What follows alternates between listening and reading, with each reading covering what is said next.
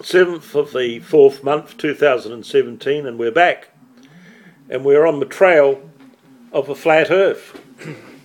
It's a subject that I haven't been able to leave alone for the last couple of years, really. Obviously doing other things, but I do return to it. The more I investigate the idea of a globe, the more convinced I am that it's an absolute myth. Some of you will know recently I acquired, within the last 6 months, a new camera, a P900 Nikon, with fantastic ability to take most amazing telephoto pictures, and its magnification being the equivalent of 2,000 millimeters. That's one huge lens. What it's enabled me to do is to test the idea that there's a curvature and that we are living on a globe, and so far it keeps coming up with the flat earth.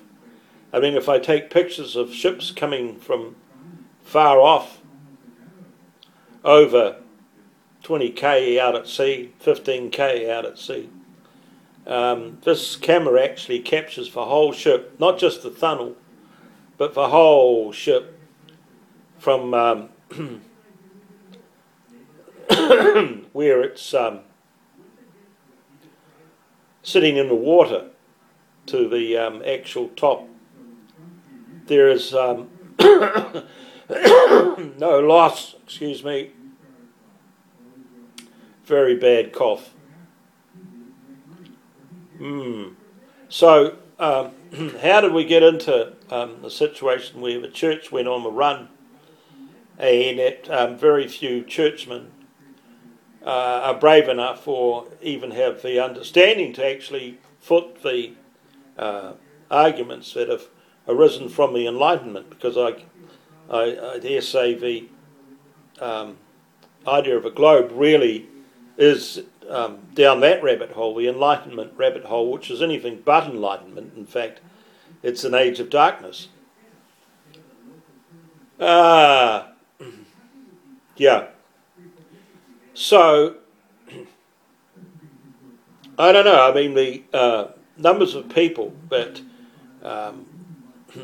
will not take the flat earth seriously, who condemn without investigation, condemnation without investigation, is just incredible. So-called educated people as well. And of course, if you tell people that you are having problems with the globe, they usually evaporate pretty quickly. They just disappear on you. And so, and you have to be careful how you say it and who you say it to. And if it's close family, it can cause all sorts of problems, as I have discovered. Yeah. So what, armed with my new technical tools and ability, primarily my Nikon P900, and you've seen it before, but I'll show it to you again. Here she is. It's just a fabulous camera. Just amazing. Takes such wonderful pictures of the moon. Brings back the observations that excuse me, Tesla made, that the moon is self-lit and it illuminates, or radiates, should I say, a cold light.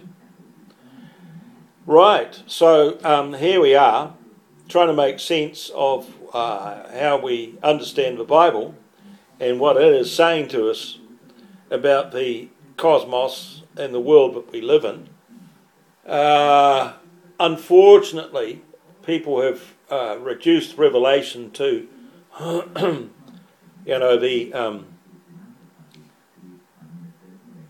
message of the gospel. But the Bible actually is involved in speaking to us about everything, including our salvation. And I mean, that really is, a incredibly important aspect to it, the most important. However, what the world is like that we live in is also important. And this shift of the earth being the footstool of God and the firmament above the firmament is his throne, has enabled the introduction of a new astronomy, a new astrophysics, if you like. For the last 200 years, I think we really haven't made much progress in terms of physics. Nor have we understood the problems of the distortions of optics. So if you photograph a horizon with anything but a lens that will deliver you a more accurate version of what you're looking at, certainly you cannot photograph a horizon with anything resembling a fisheye lens, because you'll get curves. And so people produce these things and reproduce them, and day after day we see images, distorted images of what the world looks like. So this also takes quite a lot of courage on the part of the individuals who are actually questioning the way that we have understood this external world that we live in.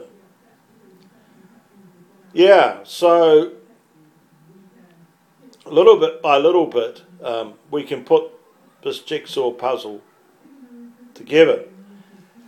But it does help to go back and read the pre-Enlightenment view of the world, look at the theologians, Luther primarily, because he was actually quite outspoken about these new ideas that Copernicus was putting forward.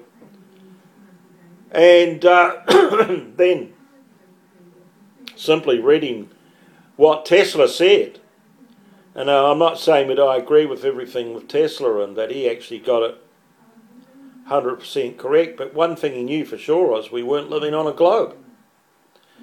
Tesla actually said that the world was flat and without boundaries. Well, I'm not sure about that either. But there is a heap of stuff that you can actually test and look at on YouTube. People have been talking now for some time about what the Antarctic is really like. What Richard Byrd got up to when he went to the Arctic and then the Antarctic, and why do we have problems accessing the notes that he made about his experiences in both Arctic and Antarctic? Because, of course, in the Arctic, it is said that he actually found the entrance into the hollow earth. Now, another big issue. Did he find the edge of the flat earth? Was he confronted with the firmament, the dome? And certainly Werner von Braun, should I say, had it on his headstone of his grave, that the firmament was God's handiwork. So there's a lot for you to look at and look into. And I mean, I'm not telling anyone how to think. I agree with Rob Skeever that you need to do this journey yourself to personalise your understanding. I'm not quite so conservative as Rob, who seems to be sort of, he's not prepared so far to actually come out and say the earth is flat. He's just doing quite a good job of deconstructing the idea of a globe. But eventually he'll have to get off the fence and say something definitive. Why not, say something definitive about what God has said? And in particular, very interesting observations made in the extra biblical books. Everyone should look at them. The books of Adam and Eve, the book of the Cave of the Treasure, the book of Enoch, all so informative and helpful in understanding what was going on in those opening years after the creation.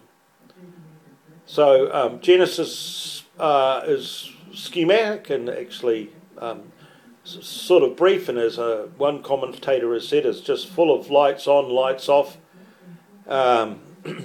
situation. However, the lights do come on much more once you've read some of those extra biblical books. the book of Adam and Eve, the books of Adam and Eve, and the Cave of Treasure, the book of the Cave of Treasures. Terrible cough, just terrible. Anyway, let's just round this up. I'm having trouble marshalling my thoughts and keeping it all going at the moment. As you can see, I am struggling in recovery from this ghastly flu cough that I've picked up. I think one of my members of my family brought it here.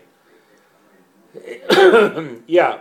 So anyway, I continue to study and listen to Mark Sargent and his interviews, and Zen Garcia, another guy well worth listening to. Very interesting man, as is Rob Skiba. Okay, so that's Brian down here in Wellington, New Zealand. Over and out.